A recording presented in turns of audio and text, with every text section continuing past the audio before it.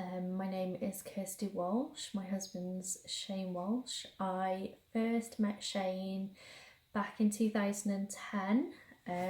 Shortly after us meeting each other, we got engaged 3 months later to be married. We eventually got married in 2016. We have 2 children together. We have our son Corey, who is 4, and our daughter Adalynn, who is 2. Shane never got to see Adelynn's first birthday.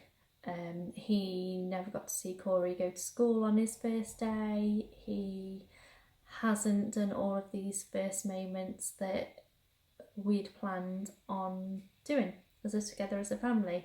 And that is because last year in September Shane passed away. Shane ended up by the River Severn, and fell into the water and never came back out again. He was missing for 3 days. They were the worst days of my life. The wondering, the not knowing what happened, the searching was horrific.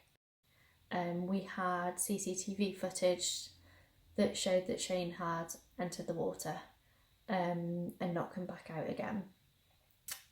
So they searched for Shane and they located him and brought him back to me so that I could say my goodbyes.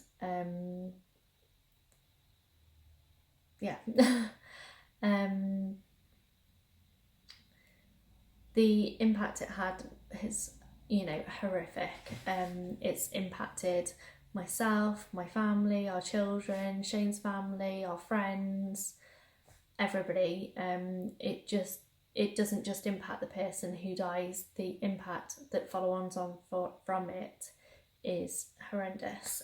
I really just want to spread awareness about the dangers of the water and how life ruining it can be, not just for the person who doesn't make it out, but for everybody else involved in that person's life. And this is something that we will all carry with us for the rest of our lives. What had happened is he had been intoxicated and he'd actually tripped over a low wall, and that catapulted him forwards rather than knocking him backwards, which ended up that he ended up into the water. I'm glad to say since then I've worked with the police, the fire, the council, the West Mercia Search and Rescue to get that area changed. We've now planted all hedging so that it will grow, so if it happens again in the future it will knock the person back rather than forwards. In Shane's case, we've also had a throw line board stand in memory of Shane in that area as well, and also had some fencing and gates put up in the appropriate areas that were needed. Obviously there's still more work to be done. This isn't just a problem in Shrewsbury. This is a problem up and down the country, and there's lots of different organisations working to try and raise awareness about drowning and drowning prevention and water safety. And I think that is key. I think we all do our own things, and it's about getting together, and that message is so much louder with everybody else's voices rather than just one voice. So that's really, really important. Shane knew about the water, he knew about the dangers, he'd grown up in Shrewsbury, and unfortunately it was just a horrific accident that never needed to happen.